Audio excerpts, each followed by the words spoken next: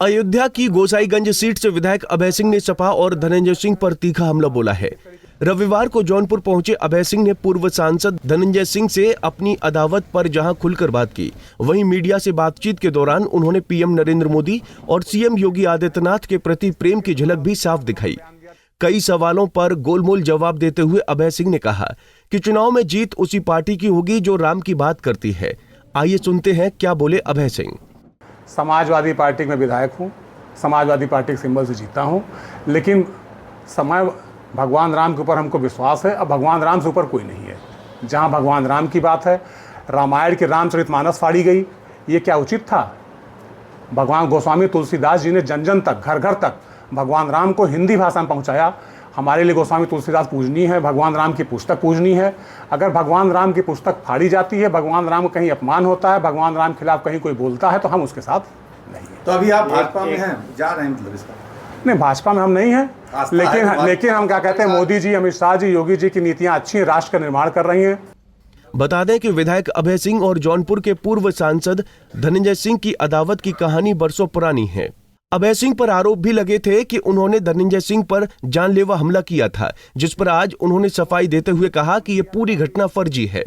देखिए, जहां तक मुकदमे की बात है, वहां कुछ नहीं प्रूव्ड हुआ है कि AK-47 चली थी, और मुकदमे के बारे में बिल्कुल गलत वो बता रहे हैं।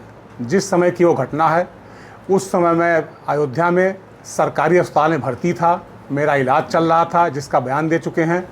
जाकर डॉक्टर्स वहाँ के प्रूव कर चुके हैं, फार्मासिस्ट प्रूव कर चुका है, डॉक्टर प्रूव कर चुका है कि अभय सिंह वहाँ पे भर्ती थे उस समय, घटना के समय अस्पताल में। उस घटना के पहले मैं भर्ती हुआ हूँ, घटना के बाद में वहाँ से डिस्चार्ज हुआ हूँ।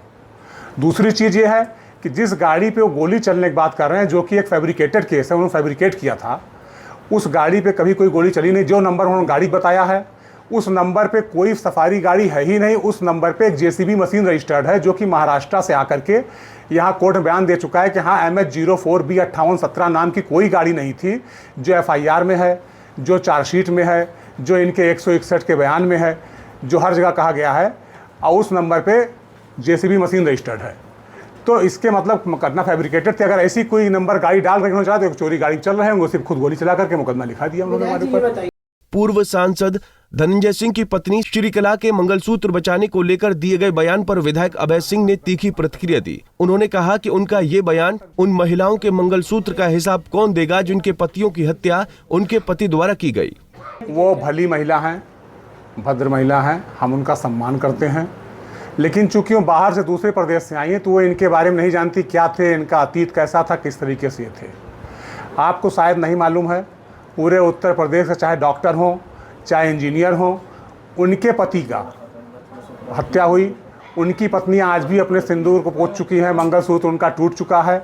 चाहे लखनऊ में गोपाल शरण श्रीवास्तव इंजीनियर की हत्या की हो इन्होंने, उसमें उसकी पत्नी का रोना बिलखना आज तक, आपको पुराने वीडियोस देखिए तो उसको पता चले किस तरीके से पत्नी रो रही, बिलख रही, परिवार रो रहा, बिलख रहा है।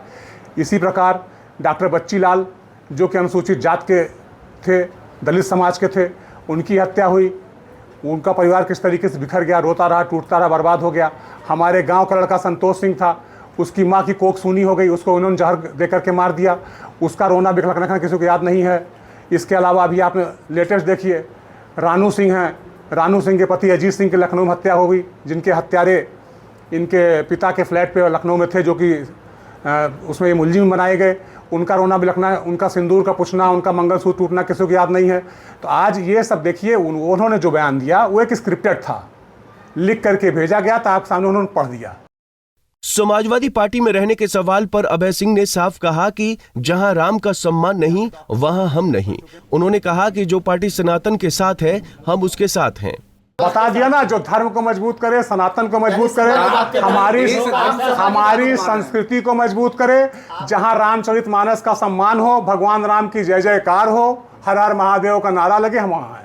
दरअसल अभय सिंह भी सपा के उन विधायकों में शामिल हैं जिन्होंने राज्यसभा चुनाव में पार्टी से बगावत कर बीजेपी प्रत्याशी को वोट दिया था। इससे सपा का प्रत्याशी चुनाव हार गया था और बीजेपी को जीत मिली थी। तभी से अभय सिंह सपा से दूर हैं और उसका परिवार बीजेपी में शामिल हो चुका है। अब आम चुनाव में वो बीजेपी के समर्थन में प्रचार करेंगे, शायद जिसकी शुरुआत जौनपुर से की गई है, जहां से उनके कट्टर विरोधी धनंजय सिंह की पत्नी श्रीकला चुनाव लड़ रही हैं। अभय सिंह के आज के बयान से साफ हो रहा है कि आने वाले दिनों में दोनों के बीच की दुश्मनी अब सियासत के मैदान में भी खुलकर दिखाई देगी। हालांकि धनंजय सिंह अभी जेल में बंद हैं, लेकिन कोर्ट से हाल ही में उसको जमानत मिल चुकी है और शीघ्र ही उसके बरेली जेल से बाहर आने की उम्मीद है। Bureau report, Punjab Kesari TV. हमसे जुड़े रहने के लिए हमारे YouTube चैनल को सब्सक्राइब करें और नई वीडियो की नोटिफिकेशन के लिए बेल आइकॉन को दबाएं। अगर आप ये वीडियो Facebook पर देख रहे हैं तो लाइक जरूर करें और ज्यादा से ज्यादा शेयर करें। धन्यवाद।